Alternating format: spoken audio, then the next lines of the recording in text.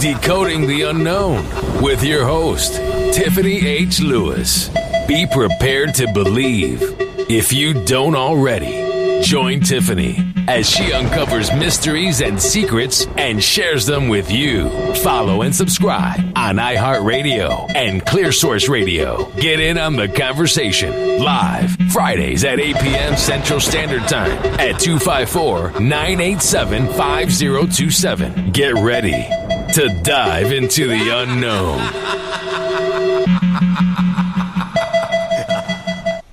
Hi, everyone.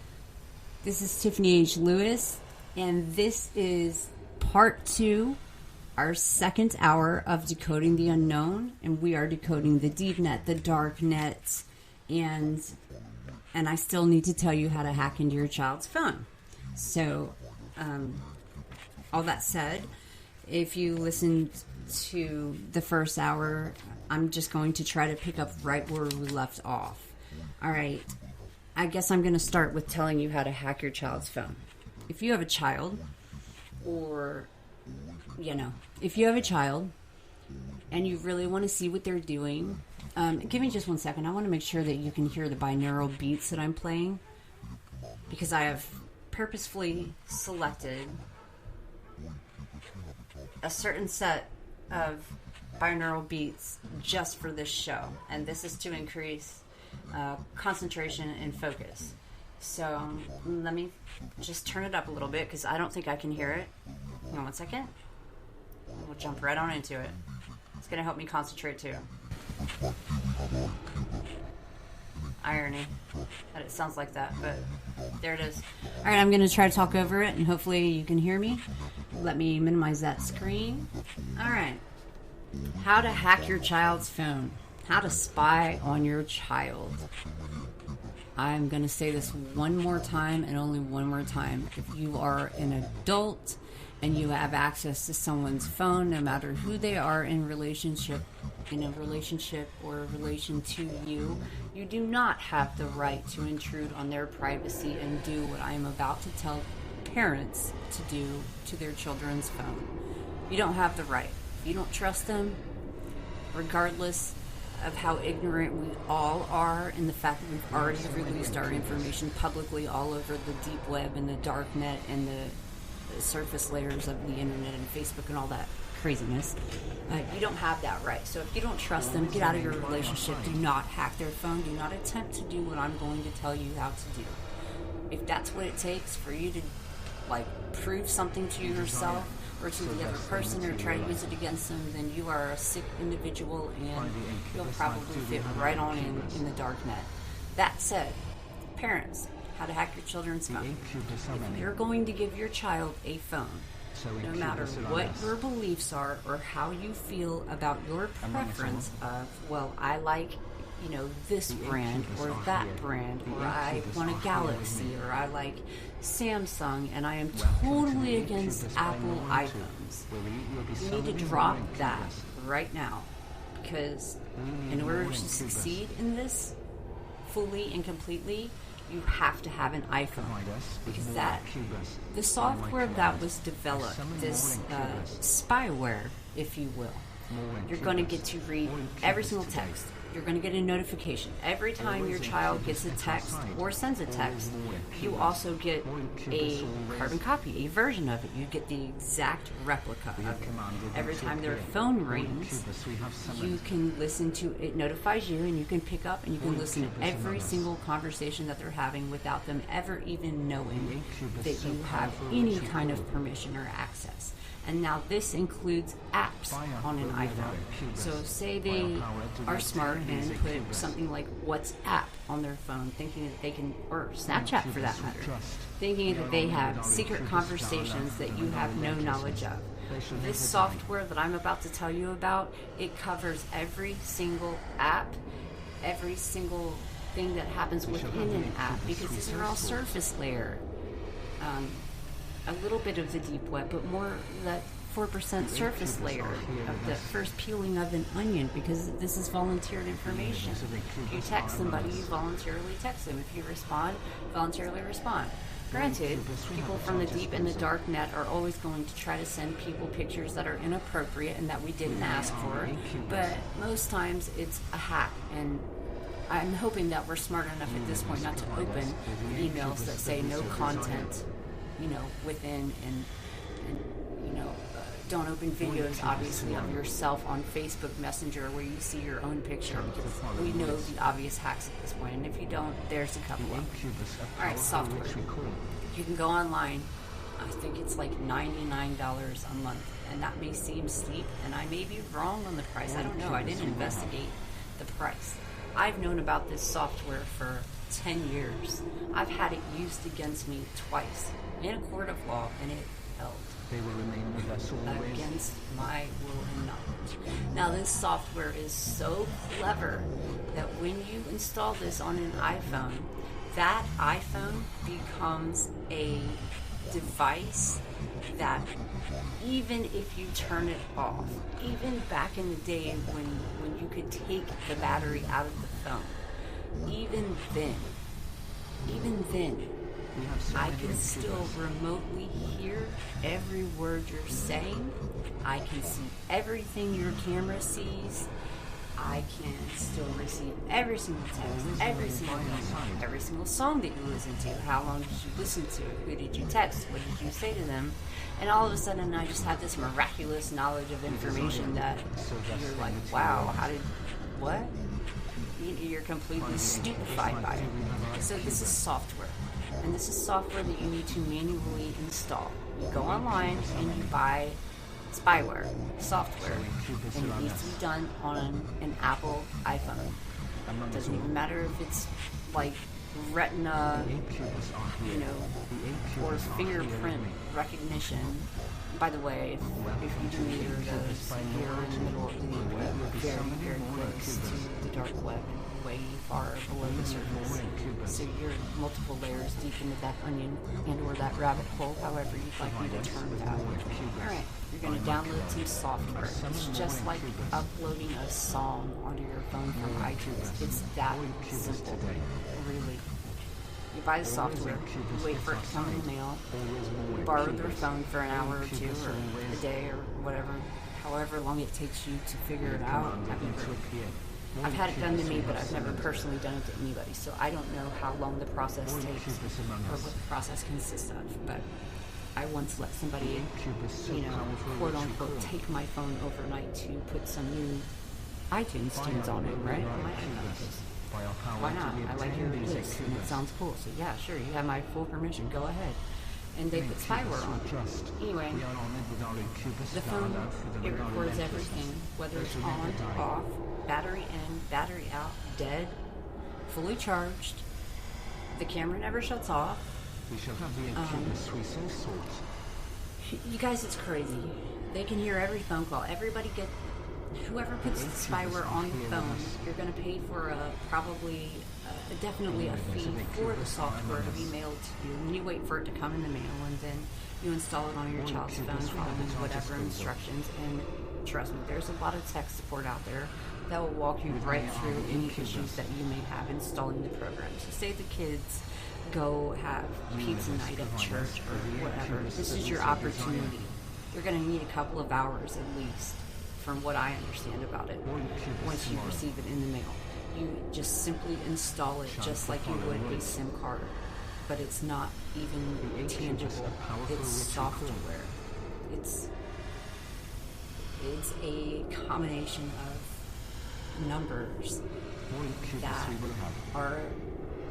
that become a program that now controls the child's phone, and also, as an added bonus, sends you every single piece of information that transpires through that phone, around that phone, near that phone, in the presence of that phone. You guys probably hear me say all the time that I won't talk to you with any electronic devices in the room, and all of my cameras are always covered. I'm not stupid enough to believe that they still can't hear me from a room or two away, but, I don't really have many conversations with my phone because you just never know who has put the software on it or how far it's come in the 10 years since I discovered the software. I mean, it might even be remotely able to be installed at this point, and I would have no clue. I just always assume that my phones are always under complete attack by use of spyware. I just always assume that, and I always try to play it safe. So I don't talk to my phone anymore and things like that.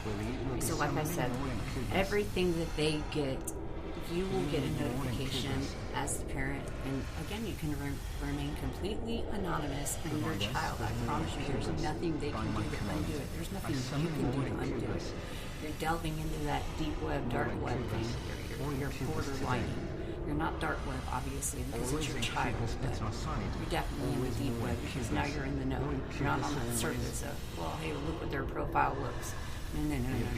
You're going to see everything that they like and everything that they don't like, every single comment, every single picture that somebody sends them, and based on somebody, literally every single thing that you get to see about you or yourself or your life or that you put out there for the world to see about you, you get the same access to them. And no matter how hard you try, you cannot undo the software, and they cannot outsmart your software. Like I said, I've had phones that I have bashed with a hammer and put in a closet and were still used against me because it serves as a recording device. It listens to everything in the room around you, and it records everything, and then it sends the person who put the software on there electronic versions of that, which now we're in the deep web again because you have a file, you have an electronically delivered file that you have to open in order to execute, which means hear or watch or see, play, whatever it is. And it records every phone call. That's a fact. It records every text and every email and all that stuff. And then it sends you an electronic version of it via email, just in case you missed it the first time or didn't believe your ears and just needed to hear it again or second or third or fifth or 10th or 27th time. Now, to me, that's like a stalker. But it's only a stalker if you're an adult doing it to another adult. If it is your child and you are taking a huge risk by giving a child any electronic device, especially a smart device. And I don't care how unclever you think that device is. Okay, so say it's like, according to you, not a smartphone, but it still has a camera on it. It's a smartphone. Say you don't put a SIM card in it and you put it on airplane mode. It's still a recording device. It can still take pictures that other people can hack into and see and exploit on the internet. So that's how you hack your children's phone. That is how you spy on your children. And literally just go online and Google, I would like to install some software on my child's phone to spy on them. Spyware. Just be careful of words like malware. Mal in Spanish means bad, and that's bad. That means it's a virus. You're not going to run into that problem if you just go with the exact words I just said. Spyware, software. Just be careful, because if you get a little pop-up that says, hey, you want a $200 Amazon gift card, which is like the most notorious, obvious one, or would you mind taking this short survey based on our conversation with us at AT&T to better improve our services? Don't do any of that. Never do those. Like ever in your whole life. That's malware. Alright, so we're in the digital underworld, right? And this is where we're going to go right on to the dark net. I think we've had enough conversation about the deep net, and I think I very much just made it very clear exactly step by step how to go about spying on your child. So you just borrow their phone for a couple of hours, you install the software on it, you buy it online. You might even have to pay a monthly subscription fee, which, yes, we know that that's in the deep web, but not deep. It's just below the surface. It's like Netflix, right? And while I'm right there on the Netflix thing, you know, you're paying $11.99, and then the rules change, and it goes up to $15.99 for 1 or 2, 3 TVs or whatever. Well, if you have a smart TV, it has a camera on it, so cover it up, please. Black tape, electrical tape, cover every camera up and assume that every one of your phones has been it has some software installed on it. And you know what's crazy about it is that like the person who buys the software can remote detonate your that phone, your phone, the phone that they put the software on. Once they're done getting what they get from you, once they're done exploiting you, this is where the encryption comes into place. They just push a button and just remotely detonate the phone. It kills it. The problem is there's a thicker layer. There's the dark net, and it's still a recording device. So bury it in your backyard or throw it in a river. This is where I might go on to say you should have a burner phone. I'm not saying you should have a smartphone. I'm not saying that you shouldn't. It's not my place to say anything anyway. But if you are going to explore any of the things I'm talking about, do it on a burner phone. You don't know what a burner phone is. A burner phone is a phone that you buy at 7-Eleven for $80, $90, $100, whatever it is. It comes with like 15 minutes of free airtime or whatever. And you get on there and you need to go to somewhere where there is public Wi-Fi, such as McDonald's, because your phone should not have 4G on it, or else we have problems and you are right back in that spider web, that rabbit hole again. So don't get a phone that has internet. Put a SIM card in it if you want. It's not going to matter once you figure this out. If you have a SIM card in it or not, it's not going to matter. Anyway, it's a burner phone. Say it has a SIM card in it. Just keep it simple. Go to McDonald's, use some public Wi-Fi. Don't do anything stupid. Don't put your name out there or reveal who you are, no matter how safe it looks. Don't accept any offers. Do not answer any phone calls. Nobody should have your number. First off, get up there and watch some YouTube videos on how to get into the dark web if you're going to do that. And then once you're done, after your 15 minutes of looking around and you've seen murders and people being tortured and things happening to children that their own father is putting on the internet, and once you learn what a red room is, which I'm going to go ahead and throw that in there right now, a red room is just like that movie The Shining, right? Red room, backwards spelled is what? Murder. So a red room is a room where a victim is confiscated from wherever, and they are brought to a wherever it is located location by very, very clever and good hackers on the deep web. So not only are they good hackers, but they're very well protected because they've been given the job, right? Kind of like the challenges, like the Momo challenges. They've been given the task of getting the person, obtaining the person, putting them in the trunk, bringing them to the red room. And the red room is a place where people on the dark net can sort of like a super chat, if you know what that is. It's sick. But all right. I'm trying to not get too upset about this, but you have a red room, obviously is murder spelled backwards, and somebody takes a victim willingly, but against the victim's will, and they take them to a location, and there's a ring. Everything always comes down to a ring, and that's why when I say things like the word circle, because you know by now that I'm very careful with my words. If I say the word circle, I am absolutely almost guaranteed every single time referring to a ring.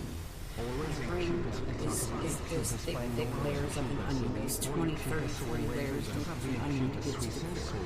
Well, somewhere in there is a middleman who you can hire for murder, who you can buy drugs from, you can buy a mystery box that probably has a chopped off hand in it, and you probably think it's a snuff film. But this is real. This red room thing is real, and it's sort of like that movie Saw.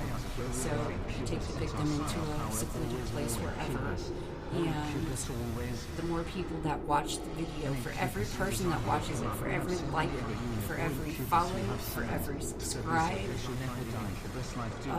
you may ask them to do something to torture that person. Or maybe they have their own set of rules on how they want to go about it. For $50, maybe said person will, drown them for 2.5 minutes, because, the fact is it takes 3 to 5 minutes to drown somebody. So for 2 minutes, they're not going to die.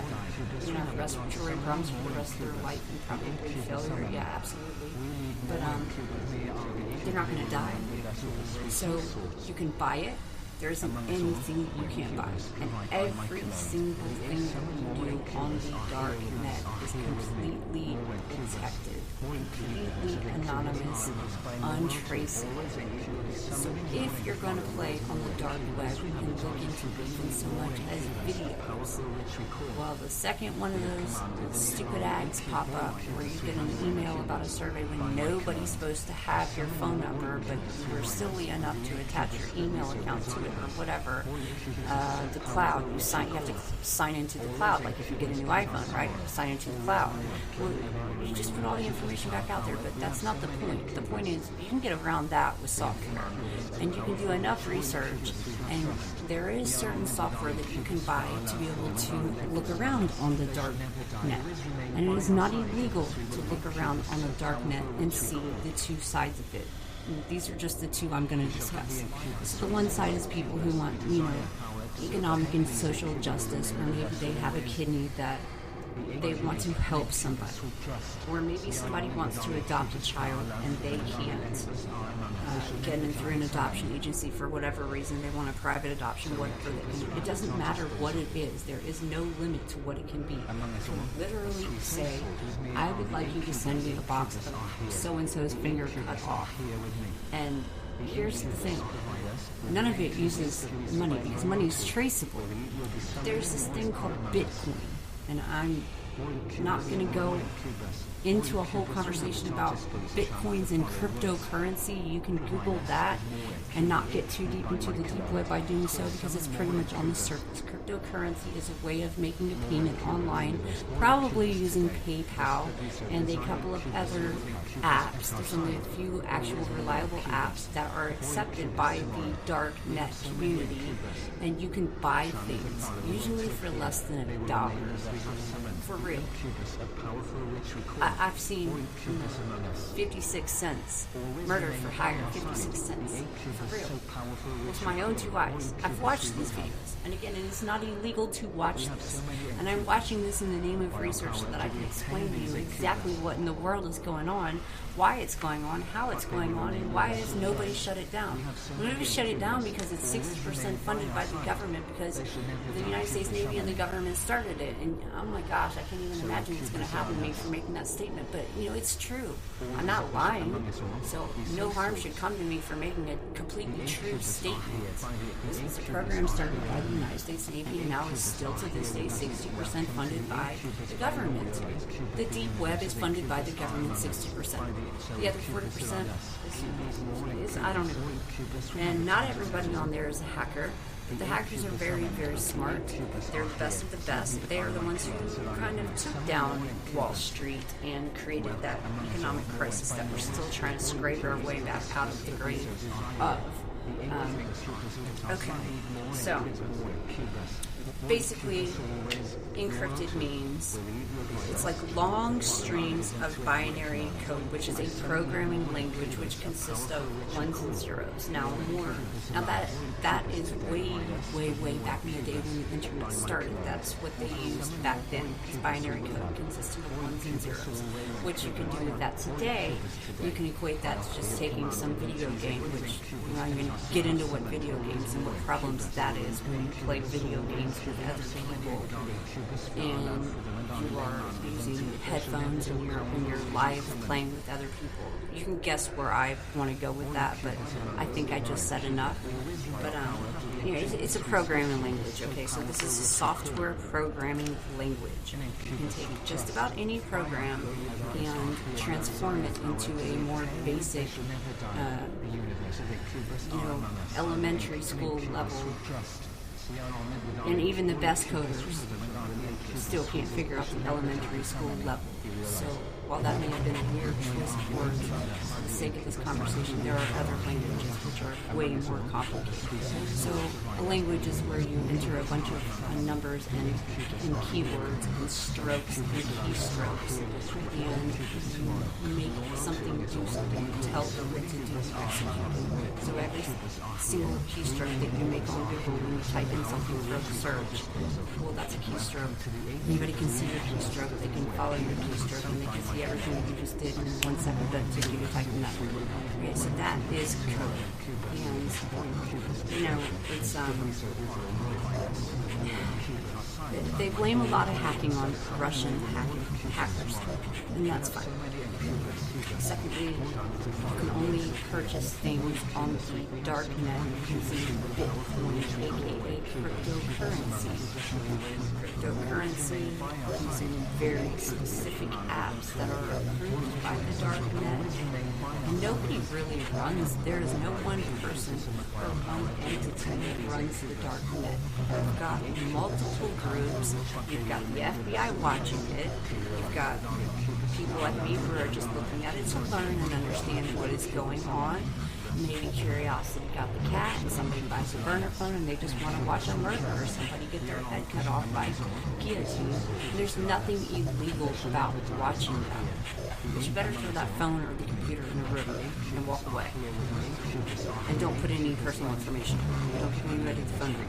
I wouldn't even advise putting a SIM card on it. And I would also advise that you do it at a McDonald's or somewhere where there's public Wi-Fi that cannot be traced back to you. Now, once you get onto the dark net, you will already have installed software onto your smart device, which will now encrypt and decrypt every single keystroke, every single letter, every single word, every single action that you do. And encrypted means that it cannot be read or uncovered by anyone. It cannot be cannot be uncovered. You can encrypt, you can decrypt, whatever. You can figure stuff out, but you can never track it down to the one person, because the project that we're referring to that created the internet and the dark net, like I said, it has computers that are stationed all over the whole world, and what it does, it creates a signal and they just bounce off of each other. So by the time in that 1 second you typed in whatever on Google, and any random person can learn everything about you just by your keystrokes and your word and your Google search. Well, the encrypted data in the dark net is bouncing off and on towers and other computers. Very, very, very intelligent. This is protected data, right? These are protected emails, these are documents, these are health records, these are all things that nobody should be allowed to just expose. So they are protected by a VPN and encrypted 64 data all the time, every time. There's even this thing called a kill switch. So, if somebody tries to figure out your IP address, the kill switch will come on, and it will kill your session. Nobody can ever trace it back to you, ever. That's the crazy thing about the dark net. Whatever you do, it is completely okay to look at, completely legal, not easy to get into. There are a lot of places inside of the dark net where you can dump information anonymously. Everything you do is anonymous. It can never be traced back to you, period, the end. That's it. There's nothing. I could tell you more about what's in the dark web. You can buy a baby. You can watch a video on how to consume a human, how to cook it, which pieces taste better than others. You can do a lot of things. There's nothing that you cannot ask for on the dark net, and it's most likely going to cost you in American dollars, cryptocurrency, 56 cents to $1. Now, you can take down a whole website or a company or an entity or an organization for $12,000, which I don't know what that would equate to in cryptocurrency, because the numbers are different, and every single piece of cryptocurrency, consider a Bitcoin a penny. Cryptocurrency is Bitcoin and Ether and a couple of other different types. Bitcoin is the only allowable form of payment. So if a Bitcoin is a penny and that penny costs $2,564.39, then you can imagine that it would be like 0.0000 something percent to equal 56 cents or $1. Murder for hire, $1.56. That's it, for real. All right, operating systems. So if you're going to get on the dark net, you need to have a good operating system. Google isn't going to work because that's on the surface. And there are operating systems that work. Your operating systems are things such as Linux. I'm not going to get into that. You're going to get a system. You're going to install some software on your computer that uses a different system other than your regular ones like Google and Yahoo and Yelp and whatever. And then you're going to probably be smart enough to use a USB flash drive or a CD to install the software and set up a VPN, which is a virtual like privacy network. I'm sorry, I'm starting to lose my voice here, but it's a like virtually protected privacy network so that nobody can ever trace anything back to you. There is no carbon copy, there is no footprint. Yes, I said that there's a footprint on everything in the beginning, but we were only on the surface, maybe in a little bit into the deeper, but we were not on the dark net. On the dark net, you have to install this stuff first, because Don't ask me what does this you'll go to jail if you don't. How's that? Okay? All right, now another thing, some key points here. Anybody who uses Windows, you are the most targeted. Windows is super easy to crack, and anyway, you don't want to use Windows, and you don't want to use Google, you don't want to use Bing. You want to literally put an operating system on your device that is not a Windows device. And I wouldn't suggest a cell phone because you can't put a USB into it, number one, or a CD, number two. So you're not going to get to install the correct operating system. So install that on your system. Now you're going to set up a VPN and you're going to connect to a client, aka the server, right? We put in an operating system. Operating systems have servers. These servers that are all over the world were created by the United States Navy during Project, I'm not going to say the name of the project, and 60% funded by the government. Okay, so now you're going to turn off Windows, right? There are certain keystrokes that I'm not going to say, but you're going to go into your settings, you're going to go into advanced settings, and you're going to turn off Windows and turn on your new operating system. You're going to connect to a server, a host, and you're going to change basically your main search box from Google to, hypothetically, for instance, Linux. That is your operating. It's no longer Windows. It's now Linux. And your operating system is no longer Google. Your search engine is no longer Google. It is going to become something. And I'm not going to give you the name of that either. All I'm going to say is that it needs to be 2 gigabytes or 2,400 megabytes minimum in your advanced settings. You're going to click next. You're going to create a virtual box, and you can go on there and Google just on the regular surface web what is a virtual box, and that alone will creep you out. Watch some videos on that on YouTube about virtual boxes if you really want to get creeped out. So you're going to create a virtual box. You're going to, check it next, and now your box. It's a box. So it grows as you fill it with things, right? It retains what you fill it with. Not algorithm like Facebook and things that we put out there into the world, but things that are known as trails. Code that you purposefully put there. That's all I'm going to reveal about that. So it's growing and it's gaining more data because you're putting it in there. Remember what I said about dropping data or dumping data. Okay, you're dumping it into your virtual box, and then you're going to use, basic configurations, which will lead you to at least a 10 gig minimum. which is what you need to be able to use that virtual box with the operating system and the advanced settings that I just told you about. Alright, so now we're going to start collecting tails. And a tail is something that you collect. It's like, it would be equivalent to like taking a sentence, copying and pasting it from an email and putting it in your virtual box. Now that tail is going to lead you to some other search engine, and that your virtual box is going to become modified. And so you're going to start that. You're going to turn on your tails, which you've collected and you've put into your box because you want your box to grow with you. And now we're deep and deeper and deeper and deeper, all the way sinking way down the rabbit hole and deeply, darkly inside of the dark net. And we haven't even scratched the surface yet. So you're going to select your language. You're going to change your currency to Bitcoin. You cannot use any money on the dark net except for Bitcoins. And you, again, can only use a couple of apps to do that. And Bitcoin in itself, like if you were to invest stock in it or something, Bitcoin in itself, cryptocurrency in itself is not actually cheap. The things that you can buy with Bitcoin are extremely ridiculously cheap. Okay, so now you've got a new application, right? And you've got a new language, which you've probably set to English or whatever. It doesn't matter what you set the language as long as you understand the language and currency.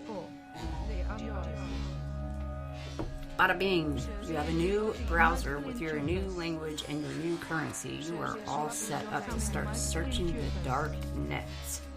You can even go full screen. I hope at this point you've bought a cheap computer, a burner computer that's not a Windows, even though you're going to change the operating system from Windows to something like Linux. Just don't. I know that's like an odd statement, but there's so many other cheap computers you can buy from places like Walmart that don't run on Windows. And even if they do, you're going to change it anyway. You're going to configure it and change it anyway. So whatever. Listen, when you're done with this and you're done doing everything I've told you not to do here, throw that thing in the river. Okay? Alright. So, a couple of shows that can explain this to you better in case you are extremely intrigued at this point and you want to learn more about this without actually going there. Showtime has a show that you can binge watch, and these are true stories about the, hijacking heroes, basically, our hacking heroes that created, which we'll get to what they created, but the revolution that they created, the crashing of the stock market, and hospitals not being allowed to make us pay for healthcare anymore, and it not being used against us on our credit, etc., etc., etc. Very important revolutions that happened in the last decade of our life that we are all a part of and probably are not even aware of. Okay, and this does date back to the stock market crash, and also when all the houses and the lenders and all of a sudden nobody could afford their houses anymore because the economy dropped. This is all related, guys. That's a whole other program. Maybe that'll be season 3. But another show on Netflix, in case you're a Netflix person. It's called Mr. Robot. Watch that show. Watch both shows.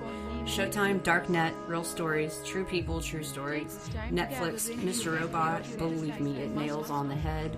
Every single thing about it is completely true, in order, with actual footage of certain things that went down or that indicate in which time in history they went down, even though it's a series, a show with actors and actresses.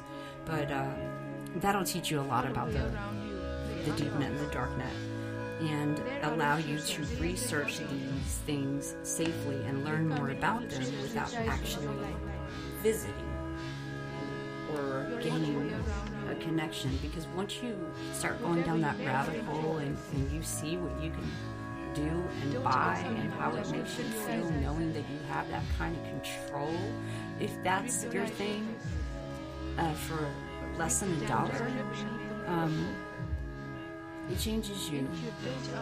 You're officially sucked into that rabbit hole as deep and as dark as it can get. And I am not going to allow myself to say any words that are going to glorify anything. I'm going to say that it is horrific. Yes, you can see actual footage. Yes, you can partake in somebody's torture live. And yes, there will always be skeptics who call that a snuff film. And you'll never know. It's untraceable. Alright. So, let's see. We talked about the project that was literally built to protect emails and sensitive data and documents and not leak anything. And then WikiLeaks appears on the dark net and people anonymously dump data that can harm people and things that are harming us. And it starts to divide countries and people. It divides us into a couple of different groups. You've got hackers that are very intelligent and extremely bright, and they want social and economic justice and fairness. So they want to shut down Wall Street, for instance. This might not be a real life situation. I'm just giving you a for instance. You've got others, like I said, who want to donate a kidney to somebody in need. But either way, it doesn't matter how it's worded. You can't trust anything that you see on there. Don't buy anything. If you're going to look, do it on a burner and throw it away. So the things that are the harder they are to break into, is because you need to gain their trust more. And you have to be invited. You can look at a lot of stuff, and every single time you get a pop-up ad for a $100 Amazon gift card or take a short survey or an email based off of the phone call that you just had with your cable and or your phone company, right? Because your cable is probably your internet provider, and you probably have Wi-Fi, if I'm not mistaken. I mean, not many people don't have Wi-Fi, or at least access to Wi-Fi, so maybe you just had a conversation about, like, lowering your Wi-Fi plan from 4G to 2G, which I don't even know if that exists anymore, but dial-up doesn't exist anymore, and the next thing coming out is 5G. Actually, it's already out, but, maybe you just, like, happen to have a conversation with them on the phone about your bill, or paid your bill online, or set up an auto draft, and it was, using the deep web, drafted out of your bank account and right on into the person that you owe the bill to. And then you get an email seconds later, minutes later, an hour later that says, and the person on the other end may even say to you, please hang on for this short survey. It's just a one-question survey at the end of the phone call. It will be recorded to, monitor our services, blah, blah, blah. Okay, that's one thing. Another thing is when you get an email after you've had a conversation with somebody and you still think that your phone isn't listening to you and listening to what you're doing in your life, the permissions that you have granted, because you've agreed to these terms. So you get an email that says, hey, how was our service? And it's probably, it's definitely going to have the same customer service representative's name that you just spoke to. How was your conversation with Stephen? Did he address all of your needs? Or would you consider yourself satisfied with the outcome of the conversation? And let us know if we could be of any further assistance. The second you open that email, you're in trouble. You just did it. You just jumped into the rabbit hole, and you don't know it because it seems so accurate, because it is so accurate, because they're listening to everything. So everything I've taught you about putting spyware on your kid's phone and hacking their phones so that you can learn about them, just know that once you start investigating the deep web and the deeper web and the dark net, you're going to begin to get watched, followed, watched, threatened, all kinds of stuff. So whatever macabre part of anybody who is listening, which I highly doubt that many people are right now, who have a sick enough mind to be continually listening to this conversation, who have any ill intent, you know what they're listening to. So that's why they got that representative's name correctly. Just don't open an email, please. Don't open an email that has no comment. This also goes to with challenges. The challenges originate from the deep dark web. So, And remember, everything on the dark net is always completely anonymous. Even the government can't break in, but, you know, with 60% of the funding coming from the government, you know, I've got nothing else to say about that. You can buy anything. You can buy guns. You can join a project. You can join a team. You can dump sensitive data into whatever. But what's happened is it has created... The dark net has become a place where it can be used by all sorts of extremists, right? To seek justice using or with the help of activists. So you create an uproar, right? And an activist is going to go out there and hold up signs on the street and do rallies and create problems, and police are going to get involved. And we've all seen many times in history where, especially in the last 10 years, where people are, you know, going out there and I'm sorry, I'm trying to turn off this music real quick. I just can't figure out which one it's on, so I'm just going to completely shut it down. I can figure out where it's coming from. It's clearly not what I meant to play, so enough with the binaural beats. We're good, we're done. Alright, here we go. Let's turn it down quite a bit. There we go. It's basically muted at this point. Okay. Anyway, so within your groups of people, you've got your whistleblowers. They're the ones who dump the sensitive encrypted data and information into anonymously, that always anonymously and inevitably lands on WikiLeaks. Now, WikiLeaks is a valid source of information. Alright, you're going to find other things on the dark net that you didn't know existed.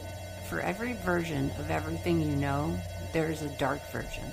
So for Facebook, there is a dark Facebook. For Twitter, there is a dark Twitter. And it's all the 96% of everything you are not allowed to see, because you're only allowed to see the 4% on the surface. For real. No matter how many fake profiles you create, until you're into the dark net, you don't get to see the other 96%. And this goes, it reminds me of that we only use 10% of our brains. No. It's not that we only use 10% of our brains. It's that our brains have been, configured and miswired and misinformed to believe that we can only, use 10% of our brains, when in actuality, the other 90% is right here hiding in plain sight. It's right here. It's like literally hiding right in front of our faces in plain sight on the dark net. And that's a fact. So we don't just use, 10% of our brain, and the 4% isn't all that exists, even though it does appear that way. There's the other 96%, and then there's the other 90%. It's right here in front of us. Every single thing, like I said, it is duplicated on the dark net, and that's the real version of it. Facebook, all these social media places, these platforms, they're evil. If you really want to learn something about somebody, what are you going to go to, Reddit or any number of places and read a review about them, right? Well, for the Reddit of the 4%, there's a literal dark Reddit too, which maybe you can give reviews, but maybe you can also ask for things. You can just blatantly ask for somebody to commit a crime or hurt somebody, or how do you start asking questions. What I'm saying is eventually you're going to run into not only the gift card scams and the email scams, which have ultimately just hacked you, but then again, you've provided that information willingly, and so have I. So, I'm not calling you guys stupid. I'm calling myself stupid. If I'm calling you stupid, then that means I'm calling myself stupid, because I put my own stuff out there too. And this is a very bold move for me to be even talking about this, but it is what it is, and we are where we are, and I am not going to let up until we have a very clear understanding of what in the world is going on. We do not use 10% of our brain. What we seek is social freedom. We seek privacy, right? We've got freedom of speech. Why can't we have privacy? Why does the internet have to be run and controlled by the government? Okay, so the darknet was created because we don't want to be the 4%. Even if you don't want to delve into the darknet, you can kind of swim in the deep and afloat near the top. But you might want to consider deleting all that information about yourself, getting a burner phone and kind of getting off the grid, or at least making it appear that way. If your phone is in a room with you right now, it's listening to every word I'm saying. And if you think I'm not going to get threats over this, go ahead and think that. But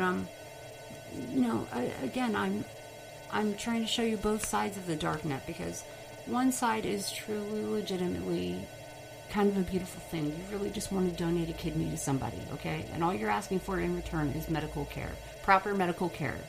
Now that lands you in one of two situations. Somebody's going to kidnap you and steal that kidney from you, or since you're on the dark web and they can't figure out who you are because you're untraceable, because you've encrypted that data end to end, you have a better chance of them trying to meet up with you and buying it from you, and then they have an opportunity to either kidnap you, or maybe it's legitimate. Maybe they actually buy it. But whatever you buy, 9.999 times out of 10, you're going to receive it. So do not use your address. Do not use your credit cards. You can anyway, but even if you could, remember, Bitcoin. So those are kind of the two sides. Some just simply want privacy, and some just don't, want, they just want a little bit of privacy. They don't want their location revealed. They don't want everybody watching them. They want to put black electrical tape over their camera on their computer. They take their phones out of the rooms when they're having conversations with people because you don't want to be overheard. And so with all that said, you are now smarter than you were 2 hours ago or 1 hour ago. Know that there are people listening to your phone, even if it's turned off, even if it doesn't work, and it's dated from 10 years ago. It doesn't matter. They all serve the same purpose. If you've ever turned that phone on, or it's ever had a SIM card, or it has ever been in any environment where there is internet and or Wi-Fi, and this goes for any smart device, any electronic device, any computer, any tablet, any phone, anything. You, your children, your family, every single person, every one of you is equivalently just as much at risk as I am.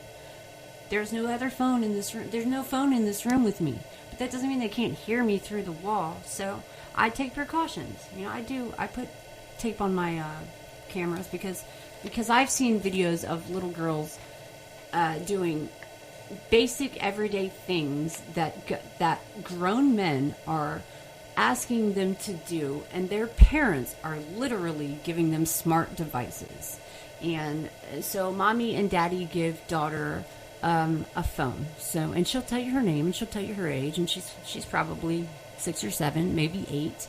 And what happens is the same thing that happens with social media. She gets on there and some creepy old man that's pretending to be whomever says, "Oh my gosh, you're so pretty," and they do these things called challenges. And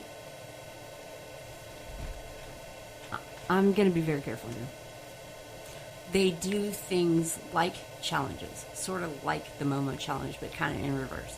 So say they did I dare you to play with your Barbie doll, or truth or dare, or I dare you to show me your abs. And we're talking about, an adult speaking to a child whose parents have given the child the phone, computer, or device with the camera on, live, for multiple hours, on multiple platforms, just right there on the dark net. Right there on the net that you look at every day. You just don't realize that if you just would type in one more word, you'd see the other side of it. So the parents are pretty much aware of what's going on sometimes. So parents, now you're aware of what's going on. You want to solve some of the anomalies in the world, some of these missing persons cases, some of these kidnappings and ransoms and things like that, and you think that the parents didn't have anything to do with it, then don't give your 5 to 7 or 8 or 9 or 10-year-old a phone and let them do anything at all with your phone. You're already being recorded by whoever. I mean, we already know that we're all bugged anyway. All of our phones are bugged anyway, but, start doing a little bit of research and digging into the deep net and the dark net, and you become even more exposed. Do it on Windows, and give that phone to a child or a computer or whatever, and let one person complement that child. And we live in a world where those dopamine hits have affected their little brains so much, along with whatever chemicals their parents have put them on. You can literally hear their parents in the background, by the way, and what they're saying is, they're laughing in the background, and said child may be doing their quote-unquote nighttime routine. And what 7-year-old has a freaking nighttime routine? I'm going to brush my hair now, and then they're in the mirror, okay? So they're like videotaping this in front of a mirror so they can see themselves, and then you can see everything on the mirror too, and or the shower behind it with the glass door that's see-through. So if the towel falls off, then the towel falls off. And if a man says, or an adult, man, woman, it doesn't matter, an adult claiming to be a child, or whomever, even if it is a child, it doesn't matter who it is, somebody says to them that they are pretty, and it's the same dopamine hit. Oh my gosh, I can't believe I have like 1,000 views. Like, oh my gosh, you guys are, I'll do anything you ask, just ask. And you know what the worst part is? They get paid to do it. Their parents are sitting here getting rich off of this. So there you go. There is your lesson in the dark web. Every site that exists has a dark site, a dark side. Hell, even Messenger. Y'all heard about the dark side yet? I mean, I make jokes about it. Welcome to the dark side, because you can just hit this little moon icon and it takes your regular white screen Facebook Messenger messages, and it starts like raining moons or bananas or something, and it's kind of funny, and then it turns your thing into dark mode, and it becomes black. Okay, well, imagine that is the world that we live in, and that everything that you see, for every for every action, there is a reaction. For every positive, there is a negative. For every white, there is a black. For every good, there is an equal amount of dark on the same subject, using the same name, thing, the same website, the same company, the same whatever. That's just the way it is. And that's the dark net. The dark net is everything you know about everything you know in a different light, in a dark light. So it's like a black screen versus a white screen, quite literally.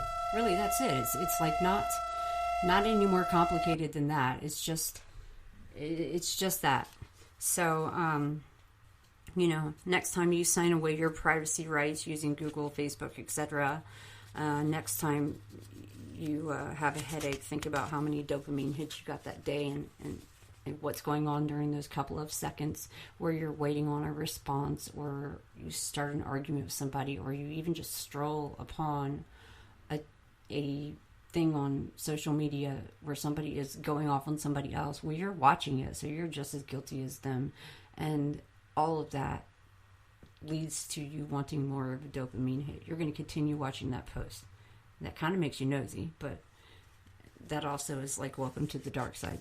Okay, you're basically doing exactly what the dark net's doing if you do that. So my suggestion: throw your phones and electronics in a river and start over and try again, and good luck with that, because it's not going to work. So there are safe ways that you can view the dark net. It is not illegal. Just don't buy anything, y'all, and just be informed. Information and knowledge is key here. That's it. I just want you to be an informed person. Everything that you know about everything that you know literally has an equal and opposite version of it. it just has the word dark in front of it, or behind it, or in the middle of it, or whatever. I'm not going to expose that, but it's literally exactly the same thing. An equal and opposite dark side. And it's everything you don't get to see in the 4%. All right, I'm out of time. I've lost my voice. Thank you guys so much for tuning in. I know this was long. You know what? I just hope that it helps some of you. I really, really, really, really do. And I'm looking forward to your comments on Facebook and wherever you'd like to send me comments. I'll put this up on iHeart here in a little bit. I need to take a little bit of a break. I've got a headache from all of this. From that music I was playing, it was specifically played to help memory focus and uses alpha beats and binaural beats, and it's giving me a headache. So that's it. I'm out. This is Tiffany H. Lewis with Decoding the Unknown. I hope you've enjoyed tonight's show. I'm sorry if I bored you and went in a lot of different circles, but you know, these onions in these circles, they have a lot of layers. So I'll probably touch on this again next week for another hour. Maybe we'll have session 3. You guys have a great night. Thank you so much for tuning in. I really appreciate you. And please like, follow, and subscribe. Tiffany H. Lewis on Facebook, Twitter, Instagram, YouTube, whatever you'd like to do. Have a good night, guys. Thank you.